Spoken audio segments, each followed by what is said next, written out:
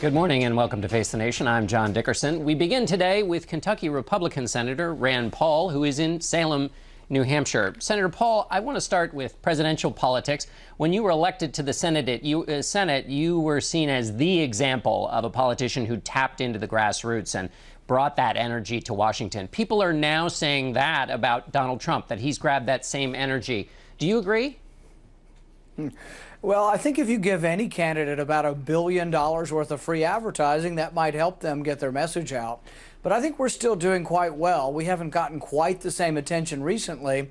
But I think when you look at my polling against Hillary Clinton, I actually lead her in 5 states won by President Obama. We even lead Hillary Clinton in Pennsylvania, which hasn't been won by a Republican in a long time.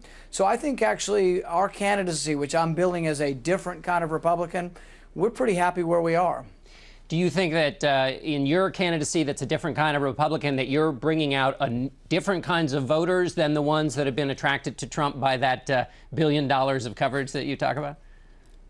Yeah, I mean, I've been to Detroit, I've been to the south side of Chicago, I've been to Ferguson, I've been to Philadelphia to Boys Latin School, I've been to Howard University. I am trying to say, you know what, I'm a different kind of Republican and that we need a more diverse Republican Party. So I think our strategies are slightly different as far as trying to how we grow the party. But I think we'll see which in the end is more successful. But I think the Republican Party, if we begin attracting more African-American vote, we're going to be a big party and a party that's very difficult to beat. I'd like to switch now and ask you about Hillary Clinton and the emails. On Friday, there were reports that investigators from the State Department and other federal agencies had found that they discovered classified material in her private email. And here's what Secretary Clinton said in response to that. Let's hear what she had to say. I am confident that I never sent nor received any information that was classified at the time it was sent and received. And what I think you're seeing here is a very typical kind of discussion, to some extent disagreement among various parts of the government over what should or should not be publicly released. Additionally, the Clinton campaign says this has nothing to do with Benghazi, which is what the underlying investigation is supposed to be about. So what's your reaction to that? Well, I think there's a couple of important things here. This is President Obama's Department of Justice saying that she may have revealed classified information. This isn't a bunch of Republicans making a political point. This is President Obama's government saying she may have released classified information. Here's the other important thing. The rules say that she should have it on a government server and she should use a government email. She doesn't obey the rules, but then she says, oh, trust me, I didn't have any classified information, and trust me, I've given you all the emails. It's a little bit hard to have trust in Hillary Clinton when she breaks every rule on the way, and then we're supposed to trust her to give us all of her email. I think this is a real problem for Hillary Clinton, and this isn't going away. And to their question about what this has to do with Benghazi. Oh, well, with Benghazi, there are several of the emails that do have to do with Benghazi. You know, when she came before the committee and I asked her questions, I asked her, did you read the cables, you know, from the ambassador?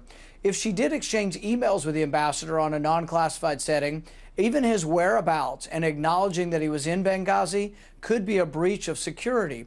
Her schedule's a breach of security. She puts herself at risk by having her schedule sent back and forth on a non-classified or a non-government server, and also the people that have to protect the Secretary of State are put at risk by having her schedule out there. So, no, they did this because they're Clintons, and the Clintons think they live above the law, and they think they live differently than all the rest of America, and I think this is going to come back to bite her, and already is.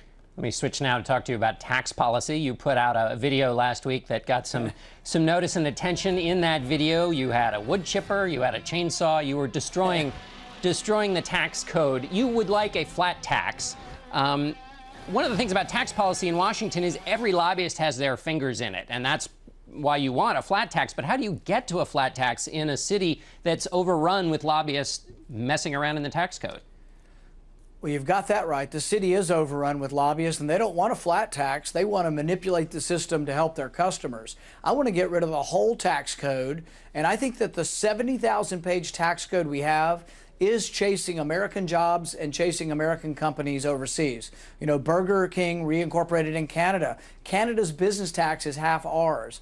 So I think what you do is get rid of all the favoritism, get rid of all the cronyism, and let's have one single rate, 14.5 for business, 14.5 for individuals. And the one thing we do that's different than any other flat tax, we get rid of the payroll tax. So if you're a worker and you make $40,000 a year, you're going to get $2,000 more in your paycheck with my flat tax.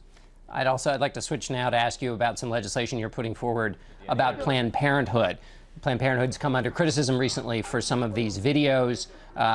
Planned Parenthood, in the videos where people at Planned Parenthood are talking about fetal tissue research. Planned Parenthood said they did nothing illegal, but you'd like to deny federal funding. How do you plan to do that?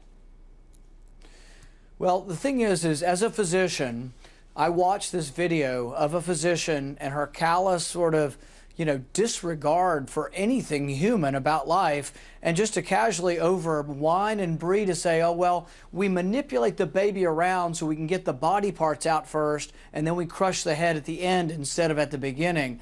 I think even pro-choice people are horrified by this. I know a lot of people on the whole spectrum of the abortion issue. I don't talk to any pro-choice friends who are not horrified by this. Every bit of money that Planned Parenthood gets is already given to community health centers. Community health centers do everything Planned Parenthood does except for abortions. There's no reason for Planned Parenthood to get any federal money, and basically the things they are doing are unacceptable to a vast majority of people, pro-life or pro-choice. Unacceptable, but are they illegal, and will that help you get legislation through? Well, I don't think it's going to be, my legislation won't be about whether it's legal or not. Money can change hands for research purposes, but the thing is realize what this woman is saying. This woman is saying she manipulates the body around. Okay. Most babies present head first when they're being delivered. She's moving the baby around so the head is still in, trying not to crush the liver. She's talking cavalierly about harvesting baby parts. Right. Whether it's against the law or not, my goodness, I think everybody in America is horrified by this, right, and they don't want their tax dollars going to this group. All right, Senator Paul, thanks so much for being with us. Thanks, Sean.